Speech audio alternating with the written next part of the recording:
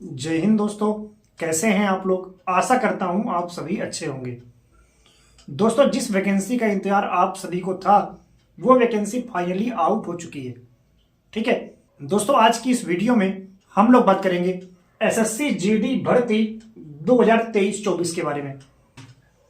दोस्तों, इस वैकेंसी के बारे में आज की इस वीडियो में आपको कंप्लीट जानकारी मिलने वाली है, जैसे कि आपके आवेदन कब से स्टार्ट हो रहे हैं, त्रुटि सुधार का समय कब मिलेगा, आपकी आयु सीमा, शैक्षणिक योग्यता, एग्जाम कब होगा, इसके अलावा कौन कौन सी वैकेंसी है, कुल कितने पदों पर वैकेंसी है, इसके अलावा आपको सैलरी कितने मिलेगी, आपका आवेदन शुल्क कितना लगेगा, इसके अलावा चयन प्रक्रिया, एग्जाम के बारे में, एग्जाम पैटर्न, कितने घंटे का पेपर है, आपको निगेटिव मार्किंग है कि नहीं है, इसके अलावा पीईटी पीएचडी के बारे में, इसके अलावा एनसीसी सर्टिफिकेट के बारे में, यानी कि कंप्लीट जानकारी आज की इस वीडियो में आपको मिलने जा रही है।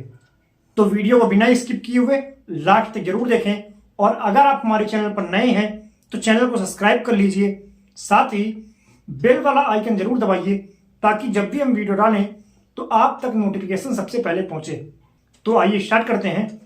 दोस्तों, अगर हम बात करें जो वैकेंसी आपकी आई है एसएससी जीडी भर्ती 2023-24 की, इसमें टोटल पद 26,146 पदों पर वैकेंसी निकाली गई है, यानी कि बहुत बड़ी और बहुत ही अच्छी वैकेंसी है 26,146 पदों पर।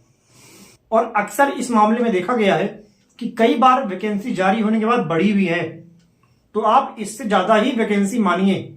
ठीक है, कुछ वैकेंसियां आपकी बढ़ सकती हैं इसमें भी।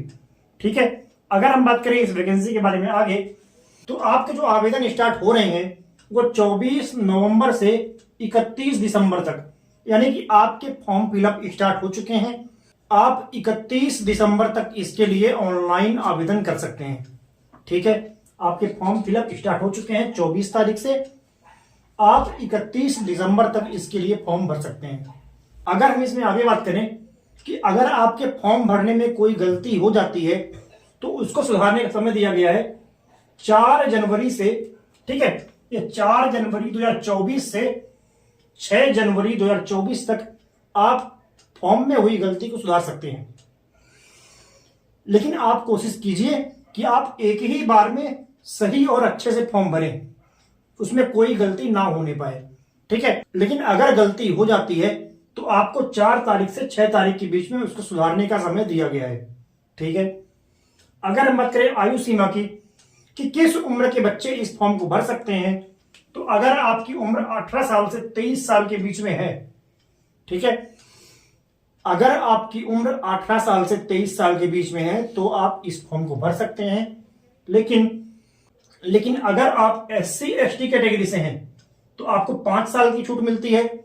अगर आप ओबीसी से हैं तो आपको 3 साल की छूट मिल जाती है। तो इसका मतलब यह है कि अगर आप जनरल कैटेगरी से हैं, यानी कि यूआर कैटेगरी से और ईडब्ल्यूएस कैटेगरी से, तो आपकी उम्र 18 साल से 23 साल के बीच होनी चाहिए। ठीक है, लेकिन अगर आप एससी एसटी कैटेगरी से हैं तो 18 साल से हो गया 28 साल तक, और ओबीसी वाले 18 साल से 26 साल तक। ठीक है, और आपकी ये एज काउंट होगी 1 जनवरी 2024 को, यानी कि 1 जनवरी 2024 को अगर आप इस उम्र के बीच में हैं तो आप फॉर्म भर सकते हैं, अन्यथा आप फॉर्म नहीं भर सकते। ठीक है, अब हम बात करते हैं आपकी शैक्षणिक योग्यता के बारे में कि क्या योग्यता हो कि आप इस फॉर्म को भर सकें। ठीक है, तो सादा सिंपल, अगर आप 10वीं पास हैं तो आप फॉर्म भर सकते हैं, अन्यथा आप फॉर्म नहीं भर सकते। ठीक है, यानी कि मिनिमम आपने 10वीं तक की पढ़ाई कर ली हो। ठीक है, अब बहुत सारे बच्चों का सवाल होगा कि क्या वाले फॉर्म भर सकते हैं या नहीं भर सकते। तो देखिए, अगर आपको लगता है कि आपका रिजल्ट 1 जनवरी 2024 के पहले आ जाएगा तब तो आप फॉर्म भर लीजिए, अन्यथा आप फॉर्म मत भरिए, कोई मतलब नहीं है। क्योंकि जब आप डॉक्यूमेंट वेरिफिकेशन में जाएंगे तो इस दिन के पहले का सर्टिफिकेट आपके पास होना चाहिए 10वीं पास का। ठीक है, यानी इसके पहले आपका रिजल्ट आ गया था वो आप दिखाएंगे तो तो आप आगे बढ़ेंगे, नहीं तो आपको बाहर कर दिया जाएगा। ठीक है ना। अब बात करते हैं एग्जाम के बारे में। तो आपका एग्जाम यहां पर फरवरी मार्च 2024 में कराया जाएगा। इसकी डेट भी जारी हो चुकी है। ठीक है।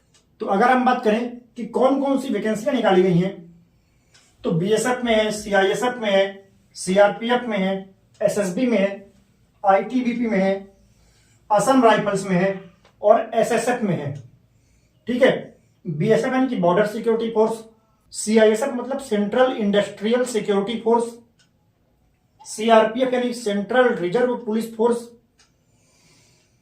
एसएसबी यानी कि सशस्त्र सीमा बल, आईटीबीपी यानी Indo Tibetan border police force, AR यानी असम राइफल्स और एसएसएफ यानी स्पेशल सिक्योरिटी फोर्स।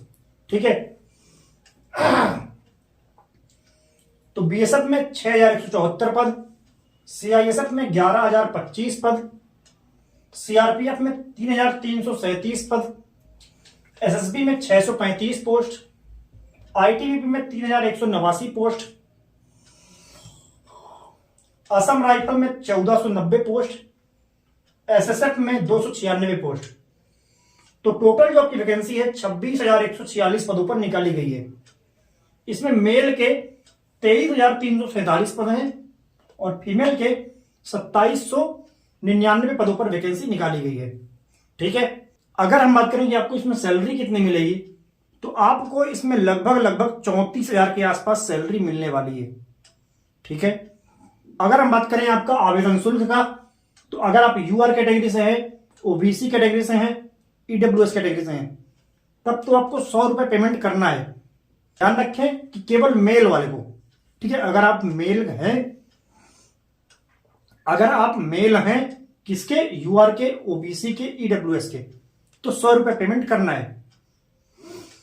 और अगर आप एससी कैटेगरी से हैं या फिर एसटी कैटेगरी से हैं, या तो फीमेल हैं चाहे किसी भी कैटेगरी से, ठीक है, फीमेल चाहे किसी भी कैटेगरी की हो, और एक्स सर्विसमैन को आपको एक भी रुपए पेमेंट नहीं करना है। यानी कि आपके लिए यह फॉर्म पूरी तरह से फ्री है।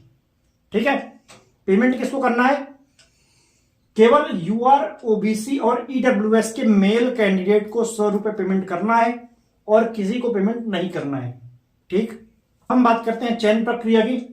तो पहले होगा आपका एग्जाम, फिर होगा आपका फिजिकल, फिर होगा मेडिकल और फिर आपका डॉक्यूमेंट वेरिफिकेशन हो जाएगा और आपको नौकरी मिल जाएगी। ठीक है।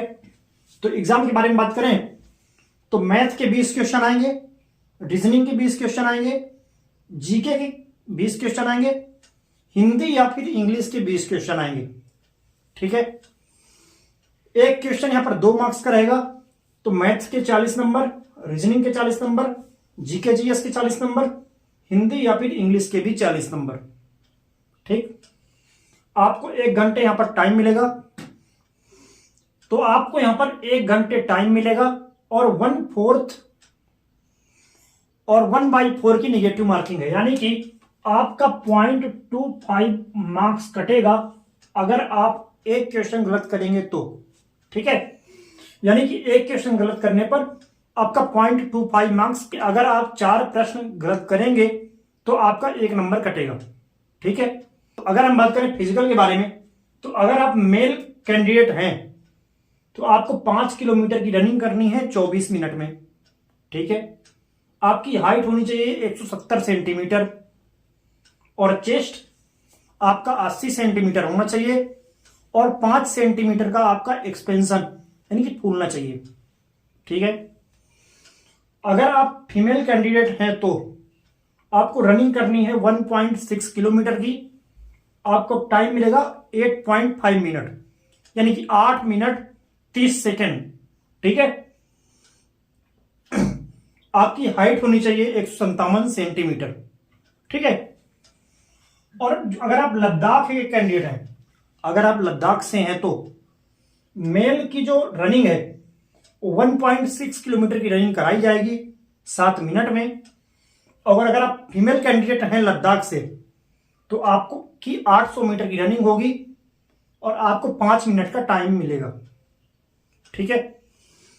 अब एक बात और ध्यान रखें कि यहां पर जो हाइट और चेस्ट का जो क्राइटेरिया है में उत्तर पूर्व के कुछ राज्य और शेड्यूल्ड ट्राइब क्षेत्र, इनको कुछ विशेष छूट मिली हुई है। ठीक है, तो आप उसको देख सकते हैं। अगर हम बात करें आपका एनसीसी सर्टिफिकेट के बारे में, तो अगर आपके पास एनसीसी का सी सर्टिफिकेट है तो आपको 5 मार्क्स मिलेंगे। अगर आपके पास एनसीसी का बी सर्टिफिकेट है तो आपको 3 मार्क्स मिलेंगे। अगर आपके पास एनसीसी का ए सर्टिफिकेट है तो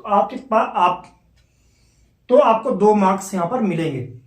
ठीक है, तो आशा करता हूं कि ये कंप्लीट जानकारी आपको समझ में आई होगी। अगर आपको कोई भी डाउट है तो आप कमेंट में पूछ सकते हैं, है ना। आशा करता हूं कि वीडियो पसंद आया होगा। अगर आपको वीडियो पसंद आता है तो वीडियो को लाइक करें, शेयर करें और चैनल को सब्सक्राइब करें। साथ ही बेल वाला आइकन जरूर दबाइए ताकि आने वाले वीडियो का नोटिफिकेशन आप तक सबसे पहले पहुंचे। धन्यवाद।